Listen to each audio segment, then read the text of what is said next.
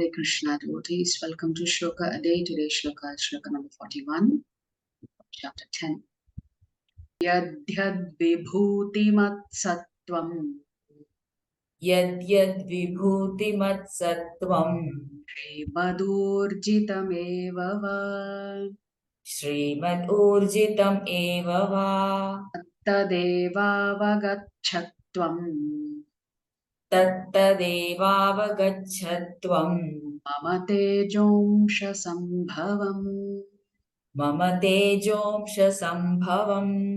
Forward meaning, translation and purport by His Divine Grace A.C. Bhaktivedanta Swami Srila Prabhupada. Srila Prabhupada ki Yat Yat, Yat whatever, Vibhuti, opulences, Mat, having,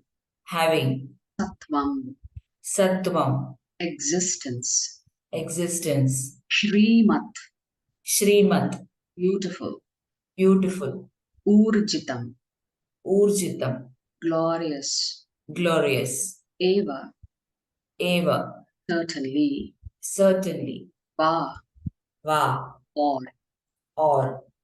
Tat, all those, Eva, certainly, Avagaccha, must know, Tvam, you, Mama, my, Tejaha, Tejaha, the splendor, of the splendor, Amsha, apart, Sambhavam, born of. Translation. Know that all opulent, beautiful, and glorious creations spring from but a spark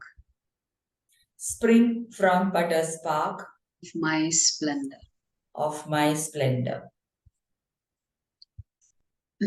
So Prabhupada writes a very short purport to this shloka, that any glorious or beautiful existence should be understood to be but a fragmental manifestation of Krishna's opulence, whether it be in the spiritual or material world. Anything extraordinarily opulent should be considered to represent Krishna's opulence. So Prabhupada is making a very nice point here. It's not just the material world. Even when we go to the spiritual world, whatever opulence that we see, even in the spiritual world or in the material world, is just a tiny fragment of what Krishna's opulences consist of. So from another parampara, electricity flowing through a speaker creates sound. But one who does not know the principle behind how it works may think that the sound comes from the speaker itself. Similarly, whenever we observe extraordinary splendor anywhere, whatever catches our imagination sends us in raptures. Raptures means joy, and infuses us with bliss. We should know it to be but a spark of the glory of God. He is the infinite reservoir of beauty, glory, power, knowledge, and opulence. He is the powerhouse from where all beings and things get their splendor. Thus, we must make God, who is the source of all glory, the object of our worship. So, very nice conclusion here. Ultimately, by acknowledging that all the opulences that we see around us, the source of it is Lord Krishna. And if we know that He is the source, then the only thing left to do for us to make Him the object of our worship. We need not worship the opulences themselves that we see in the material world. We can simply worship the source of all those opulences. If we are attracted to only the spark, then sparks will soon end and you are left with nothing. So when there is a huge fire, and usually in a large fire, there are little sparks that separate from the fire and eventually disappear. So if we are going to be attracted to the spark, then nothing will be left. If we are attracted instead towards the source of that spark, the blazing fire, then we are redirecting our attention to the whole and not the part. So instead of attraction towards sparks, we let the sparks remind us about the whole, then redirect our attraction to the whole. If we are attracted towards the spark, we will have infinite longing. So instead of that, we should have longing for the infinite. This Chaitanya Charan Prabhu has just such a beautiful way of putting things into words and sentences. If you are attracted to the parts of the whole, your desires will be endless. Instead, you should have desire for the endless itself. So that is what Prabhu is saying here. If we are attracted towards the spark, we will have infinite longing. So instead of that, we should have longing for the infinite. One place all attractive things are present is in the infinite. To answer the question, why does Krishna speak about his own glories? His Grace Chaitanya Charan Prabhu says, in the Bhagavad Gita's 10th chapter, Krishna declares that everything attractive emanates from a spark of his own splendor. 10.41. This declaration comes at the conclusion of a list of various cosmic and terrestrial glorious manifestations that are said to be Krishna in the sense of being his opulences, vibhutis. Is Krishna being egoistic in making statements like this? No, because he is speaking these glories only in response to Arjuna's explicit request in Sloka 16 to 17 and for helping Arjuna in his duty of establishing dharma, social and spiritual order. Let's see how. An egoist speaks their own glories even when they don't need to and are not asked to. So we would have come across personalities who are in the habit of praising themselves, of how great they are, how because of them everything happened, etc. And nobody asked them, and they perhaps didn't need to also, but such people have a tendency to constantly speak about themselves. In the Gita's context, Krishna has spoken 9 chapters till now, and during his speech, he has focused primarily on guiding Arjuna to choose his course of action wisely. He has mentioned his position only when it helped in guiding Arjuna, which means Krishna never talked about himself just to insert himself into the conversation.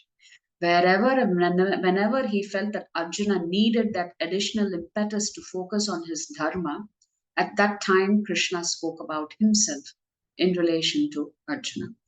How does Krishna speaking his glories help Arjuna? The essence of Krishna's guidance to Arjuna is that he could fight externally without being attached to materialistic motives like greed for a kingdom. He could avoid such attachment by acting at various levels, such as becoming spiritually self aware and becoming devotionally attached to the ultimate spiritual reality. When he thus worked for a higher cause, he wouldn't be implicated by his actions because he would not be selfishly motivated. So, if one works to please Krishna, there are no karmic reactions. If you recall in chapters 1 and 2, Arjuna lists 5 different reasons why he should not fight. All of those were tied to material motives. So Krishna had to redirect his attention to a spiritual motive, which is becoming spiritually self aware. And when you are spiritually self aware, you recognize that there is a higher power and you become attached to that higher power. So when you work for that higher cause, then any actions that you perform would not implicate you, which means you will not get punished for those activities. You will not have karmic reactions. Why? Because you are connected deeply to the ultimate cause, the supreme absolute truth, the supreme personality of Godhead, Krishna. In the 10th chapter, Arjuna raises an implicit question. How can he remember Krishna in the hurly-burly of the world, and especially in the danger, disaster of war? Can you imagine? You may have to be ready to give up your life on the battlefield. At that time also, how can you think of Krishna? To answer Arjuna's question, Krishna explains how he doesn't exist solely as a person residing in the spiritual world. He also exists as the sustainer of the material world and as the one whose opulence is the source of the opulence of all opulent things in this world. So some people think, oh, Krishna is somewhere far off living in the spiritual world, enjoying himself. Krishna is just reminding us he is everywhere. Even if he is in the spiritual world, his energy pervades all of the universe. Krishna speaks his glories not because he is an egoist, but because he wants to equip Arjuna with resources for cultivating devotional remembrance in all situations. How can you constantly think of Krishna as you go about your day to day work, your day to day responsibilities, and perhaps also your day to day burdens that we all carry with us? So, Krishna is saying, this is how you can always think about me. Everything that is surrounding you, your eyes are witnessing, your ears are hearing, your nose is smelling, your mouth is tasting, your speech, all of this opulences emanate from but a spark of Krishna's splendor. If you like our videos, please subscribe to our channel and turn on the bell notification. If you'd like to join our classes every day, please check the details in the description section of this video. We look forward to serving you.